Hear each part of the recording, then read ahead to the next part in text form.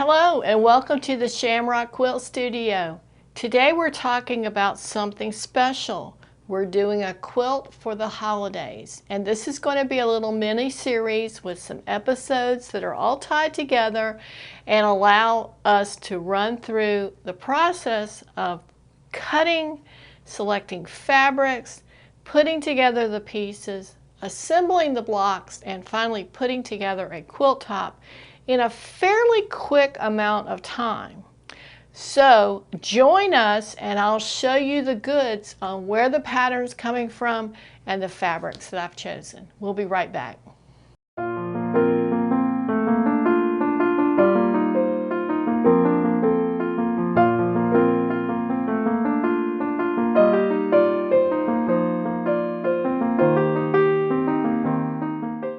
And welcome back to the Shamrock Quilt Studio.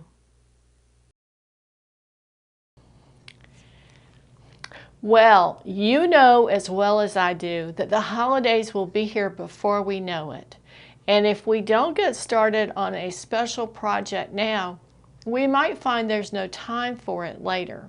So I'm coming to you with the first of a series of episodes showing how I am assembling a project that I will be using for the Christmas season, but it is not particularly religious, so it would be appropriate for many different people to use during the holidays.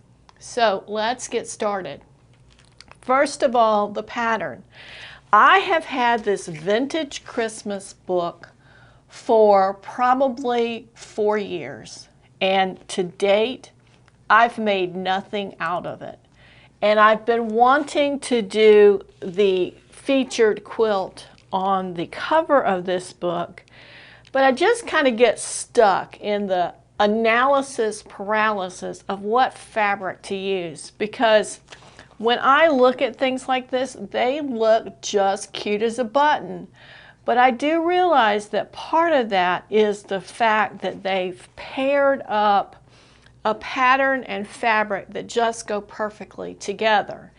And when we're out shopping, we might not find that fabric. And as a matter of fact, that's kind of what happened when I picked the fabric for this particular project. But I'll share that in a moment. Now, we're not doing the front because there's no way that in a couple of weeks or 2 months that you could possibly get this together, unless you're just a magician when it comes to sewing a bunch of different blocks. So we're going to do something that I think is very doable and can get us to a finished quilt top quickly. You also have the option of either sizing this up or sizing this down, depending on what your needs are and how much effort and money you want to put in it. Let's be honest, fabric is expensive. We are going to be putting together, and let's see what's the best picture of this. Here, we use the actual picture. This is called the Deck the Halls quilt, and it is in this book. Oh, I should tell you, this is Vintage Christmas by Lori Holt of Bee in My Bonnet Company. And I think that you could find this multiple places, probably at your local quilt shop. I think I found, no, I didn't find this at Joann's. I think I ordered this, but I did see it at Joann's later on when I first got it. And that's been 4 years ago. But I do know that it is still available. So this, again, is the quilt we're doing. And I'm going to try to, well, what we'll do is we'll just put that right there so everybody can see it. It's a really cute quilt. It's one block. It's got a special sashing on it, which I think really sets things up. And the one in the book has a large green border around it. We are not going to be doing the border because I want this to be a little smaller project that we can really get to it and get done. So the finished size of the entire quilt, let's see if we have that information that I can share with you. Goodness, I do not. Let's see.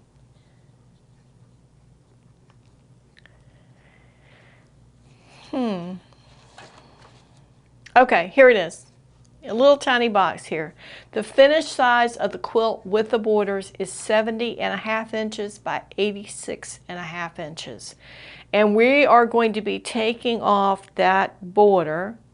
So let's see, if it outer border, we're going to need 8.5, so it's like 17 inches. So it's probably going to be 70 inches long by 53, 54 inches. So a much more manageable size. It's large enough that it will make a splash of color, some happiness laid over your chair or your sofa, or even hung on a wall. Depending on the size of this, I may hang it on a wall. But you've got that option. And if you decide you want to put the border on it, go for it. You know, putting a border on something, especially when it's as wide of a border as this, is really fast. It would just be the quilting that you would need to measure it. The way we're going to do it, it should be about 50.5 by 66.5. And that's going to be just about like this. We'll turn that up.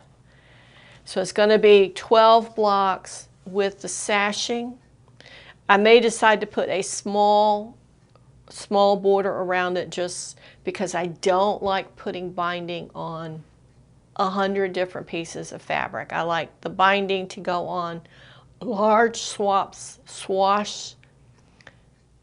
Let me say that again. I like the binding to go on large swaths of fabric so I don't have to deal with seams as much. So that's what it's going to look like. Now we need 12 of these blocks. And I'm going to give you a preview because I've got several of them already ready. But this is what the blocks look like. They're pretty easy to go together. You just need to watch those seams and how they iron. And then when you're joining up seams, you need to watch them. That one's a little bit off. We'll have to decide if it needs to be fixed or if we can leave it like it is. So fabric. Let's talk about fabric. Now, here's where I always get stuck. And let's go back to this picture because the picture is key. The picture looks inviting. There's something about it with the red and the green just screams Christmas to me, right? So I went to the store and I was looking for the same fabrics. Now, first of all, let me say, all of these designs in this book, I think, now I'm gonna just say it. I'm almost certain that the fabrics are designed in conjunction with the designs, or closely there too, because when you look at it, you begin to think it's got to look this way or it's not going to look right. And all of the fabrics that are used in all the projects in this book are all Christmas themed. They all seem to tie back into the designs that are in all the designs in the book. So when you go look for fabrics after the fact or in a different kind of store that's not carrying this particular line of fabrics, you're going to be challenged. And that's what I have routinely seen in a lot of projects, but specifically with this one as well. Because I went looking for that red and white gingham that they're using on the sashing. I did find a red and white gingham, but the texture and the look of the fabric looked more like a tablecloth than quilting fabric. So that was not going to work. I went looking and for the green, and I was looking in the Christmas fabrics because the Christmas fabrics are already out. Let me just tell you that. And the green that I thought was perfect had the perfect little swirl on it, would be great. It would look like the holly that's supposed to be represented by this block. It was great. But I took a picture of everything and I went home because it wasn't on sale that day, and went back the following week when it did go on sale. And guess what? Looking at that fabric again and comparing it to the book, I quickly realized that while I love that fabric, I love the color, the hue of it, the pattern, everything, it wasn't going to look the same. That darker green fabric was really going to suppress the cheerfulness of this pattern. And we needed to go back to something that was a little more limey in color versus that forest green. So then I have to pick from what's available. I knew I needed that limey green, and I finally found a green that was similar in color and hue to what I needed. And it didn't have the little Christmassy design and the swirls and so forth, but it was the right color, and it had a little bit of a pattern in it. It has a little bit of texture in the color. It's got kind of like a mottling in there, dark and light. So I thought that would work. And we have that, and we have just a white fabric for our background where we're using white in the picture. And then for the red, now there's 3 different uses of reds in here. The sashing, like I said, I couldn't find a gingham. And I didn't want to traipse all over town looking for that gingham, because that gets even more difficult when you go from store to store trying to match up fabrics. I did that one time and it almost drove me crazy. So I decided to go with a candy stripe.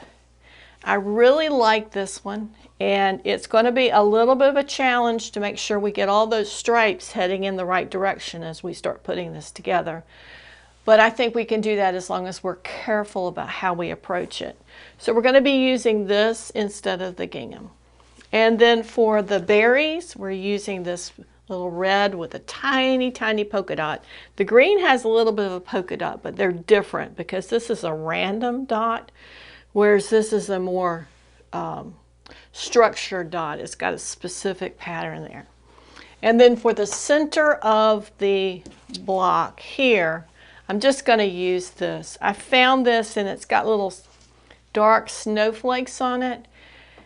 You don't really see the snowflakes in the way it's being used, but if we need to come back and add something to this, it would be a good choice for a larger piece of fabric, and if we need to go back and get more, we can. I bought about 1.5 yards of the green, the red polka dot, the candy stripe. This one I bought about maybe 3/4 yard because it was a piece that was already cut off and I just took what they had. And I think I bought 2.5 yards of the white, just because it always takes more of that than you think it is. And these are marked. That's where that pen came from. Particularly the white. I always find it's important to mark the white, what project you're working on, because it's easy to get whites confused. And while they look like the same with the naked eye, after aging and being sewn into projects, you might find that you've mixed your fabrics from one project to the other, and then you've got one piece that looks off, and you don't want to do that. Okay. So for this, we need 12 blocks, and the block we're using in the book, it is called, where did my little marker go? There it is. It is called the Holly and Ivy block. And like I said, it only uses a few different pieces or a few different kinds of fabric. It has 8 different cuts of the fabric, not per color, 8 total. And they're squares and rectangles.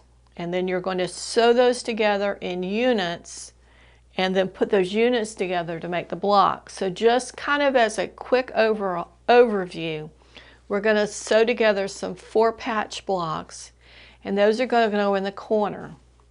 And then we're going to sew a square and a triangle together, and a square and a triangle, and we're going to get this unit, and that's going to go here.